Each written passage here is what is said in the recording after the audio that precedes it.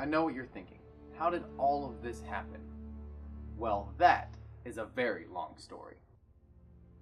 Then I saw a new heaven and a new earth. The old heaven and the old earth had disappeared. And I saw the holy city, the new Jerusalem, coming down from God out of heaven.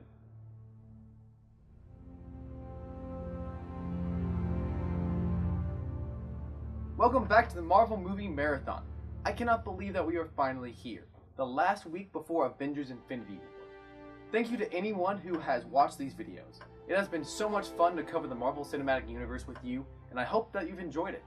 This week we are looking at Thor Ragnarok, probably the most Marvel movie to date. The story has Asgard under attack from the secret ancient evil Hela, after she escapes from her imprisonment and seeks revenge on Odin.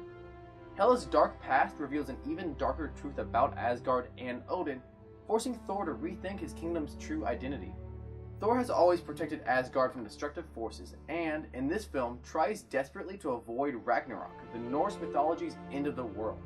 In the end, he instead chooses to embrace it, seeing that everything must have an end in order to have a new beginning. This strongly reflects the book of Revelation, which depicts John's vision of the second coming of Jesus. In Revelation, we see God destroy the old earth and old heaven as they are combined into a new, perfect kingdom in which God can live among his people. This is extremely scary for anyone that is not already part of his kingdom and acts as an end goal for those that are.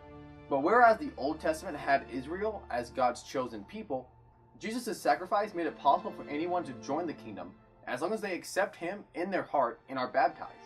Revelation tells us that, in the end, people of every tongue, tribe, people, and nation will worship God in unison. Ragnarok's concluding sentiment is that Asgard is a people, not a place. This is also the beauty of Jesus' sacrifice. Asgard could not be bound to one physical place, just as Christians cannot be defined by one country or nationality. We are in the entire world, bringing God's love and hope to all people. Thor must also face the sins of his father, which is something we the church have had to do as well. Because of Adam's original sin, God's people are separated from him, and we have to try to do our best to be the best earthly incarnation of his kingdom. And because it is run by people, the church has definitely made mistakes and continues to do so. But perfection can never be our goal, as that is entirely impossible. Instead, we should constantly seek improvement and to grow closer to God's will, both personally and as a kingdom of God's people. I think that a verse from Philippians nicely summarizes how a body of God that is dispersed all through the world can still work together as one. Therefore, if you have any encouragement from being united with Christ, if any comfort from his love, if any common sharing in the Spirit, if any tenderness and compassion, then make my joy complete by being like-minded, having the same love and being in one spirit and one mind.